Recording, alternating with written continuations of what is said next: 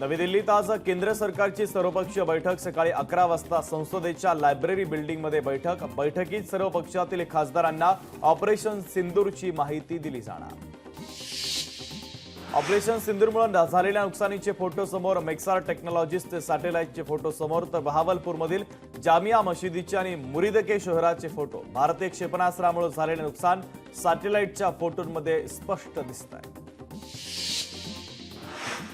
जम्मूच्या काही भागातील शाळा आज बंद। जम्मू, सांबा, कठुआ, राजौरी आणि पूंछमध्ये आज शाळा बंदचा प्रशासनाचा निर्णय। शाळा, महाविद्यालय, शैक्षणिक संस्था आज बंद राहणार। खबरदारी म्हणून शिक्षण संस्था बंद ठेवण्याचे आदेश।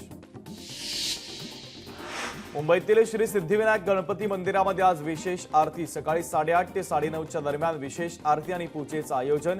ऑपरेशन सिंदूरच्या यशस्वीतेच्या अनुषंगानं आयोजन।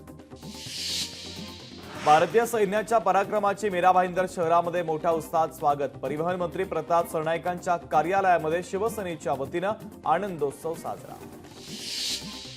मुंबईमध्ये बजरंग दलाकडून हल्ल्याचं स्वागत करण्यात आलं। पेढे वाटत जल्लोष साजरा करण्यात आला।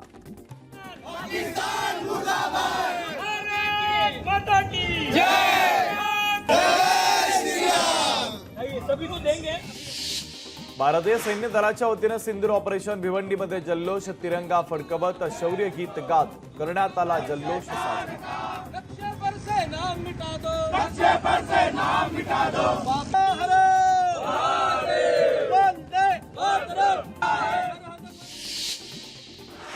भारताचा पाकिस्तानवर हल्ला, छत्रपती संभाजीनगरमध्ये जल्लोष। भारतानं केलेल्या कारवाईचं नागरिकांकडून कौतुक करत फटाके फोडत जल्लोष साजरा।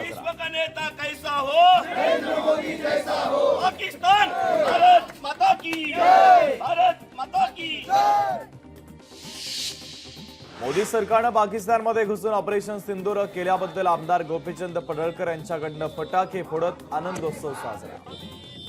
आगे बढ़ो, हम तुम्हारे साथ हैं। अमित भाई आप आगे बढ़ो, हम तुम्हारे साथ हैं। अमित भाई आप आगे बढ़ो, हम तुम्हारे साथ हैं। पाकिस्तानवर भारतीय सैनिकांनी हल्ला केल्याबद्दल भारतीय सैनिकांचं आणि पंतप्रधान मोदींचं अभिनंदन करण्यासाठी आनंदोत्सव साजरा। बुलढाण्याच्या सिंदखेड राजा इथे फटाके फोडत जल्लोष।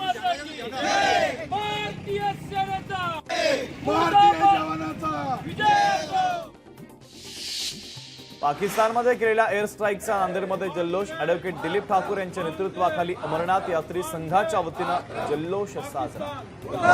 पाकिस्तान जिंदाबाद, पाकिस्तान जिंदाबाद, मोदी जिंदाबाद, मोदी जिंदाबाद, मोदी जिंदाबाद। ऑपरेशन सिंधू राबवल्याबद्दल सांगलीमध्ये जल्लोष। श्री शिव प्रतिष्ठान युवा हिंदुस्थानच्या वतीनं जल्लोष साजरा। ऑपरेशन सिंदूरच्या यशानंतर अकोल्यामध्ये विश्व हिंदू परिषद आणि बजरंग दलाच्या वतीनं जल्लोष। यावेळेस फटाक्यांची आतषबाजी करत पाकिस्तानच्या विरोधात घोषणाबाजी। नागपूरमध्ये भारतानं पाकिस्तानवर केलेल्या हल्ल्यानंतर भाजप युवा मोर्चाच्या वतीनं जल्लोष साजरा। यावेळेस तिरंगा फडकावत भारत माता की जयची घोषणा देत पंतप्रधान नरेंद्र मोदींचे मानले आभार।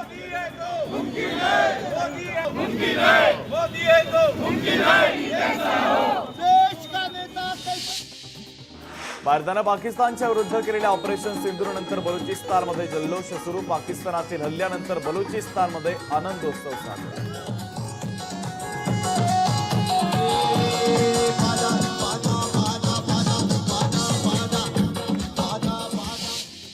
सर्जिकल स्ट्राईक सिंदूर यशस्वीरित्या पूर्ण केल्याबद्दल पैठण शहरामध्ये फटाके फोडत जल्लोष।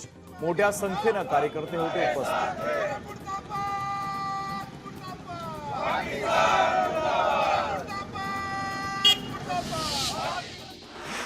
ऑपरेशन सिंदूरनंतर संगमनेरमध्ये फटाके फोडत आनंदोत्सव साजरा। पहलगाम हल्ल्याचा बदला घेतल्याचा आनंद साजरा।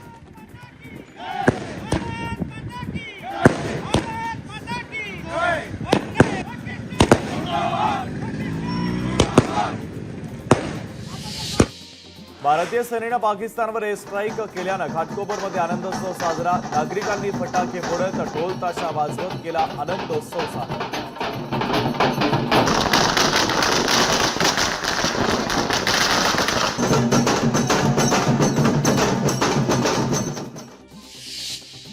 एअर स्ट्राईकनंतर सिंधुदुर्गातील कुडाळ शहरात नागरिकांनी जल्लोष साजरा करत फटाके वाजवत केला आनंद साजरा.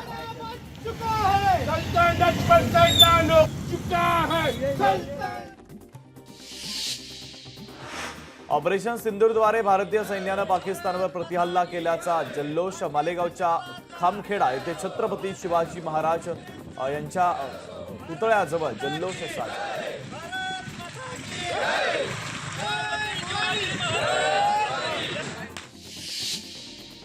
ऑपरेशन सिंदूरद्वारे भारतीय सैन्याचा पाकिस्तानवर प्रतिहल्ला. पुण्यामध्ये जल्लोष. भाजप कार्यकर्त्यांनी श्रीमंत दगडूशेठ हलवाई गणपती मंदिरात पूजा करून केला उत्सव साजरा.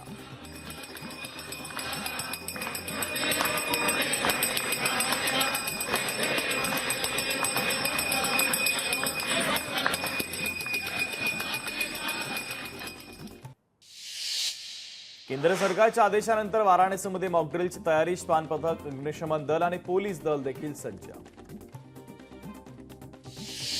ओरणच्या मोरा बंदराजवळ आपत्तीजन्य परिस्थिती निर्माण झाल्यास त्यापासून बचाव करण्यासाठी मॉकड्रिलचं आयोजन. प्रशासनाच्या वतीनं सायरन वाजवण्यात आले असून नागरिकांना देखील करण्यात आलं सतर्क.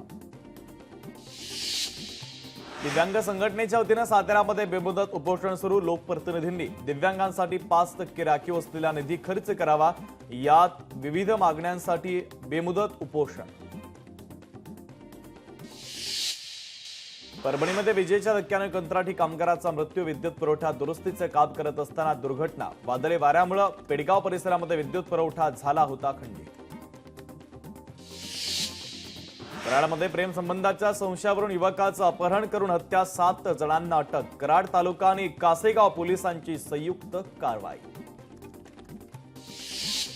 गंगाखेड परिसरातून गांजा जप्त. 1,44,780 रुपयांचा गांजा जप्त. कारवाई दरम्यान आरोपी मात्र फरार.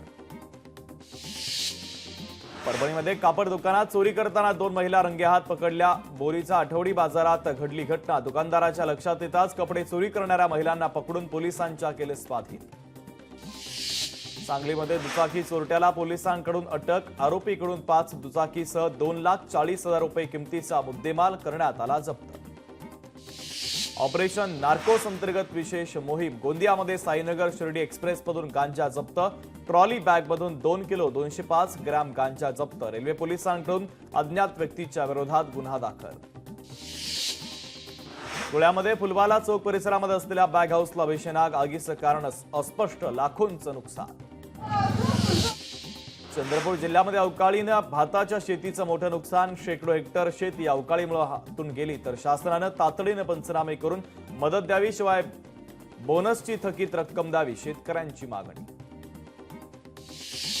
हिंगोलीच्या सेनगाव ते रिसोड महामार्गावर मोटारसायकल आणि क्रुझर गाडीचा भीषण अपघात. अपघातानंतर मोटारसायकलनं घेतला पेट.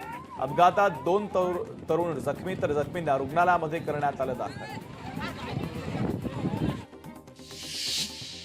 उल्हासनगरमध्ये कॅम्प 5 मध्ये खड्ड्यात दुचाकीस्वार पडला. खड्ड्याच्या बाजूला कोणतीही सुरक्षा व्यवस्था नसल्यानं घडला अपघात.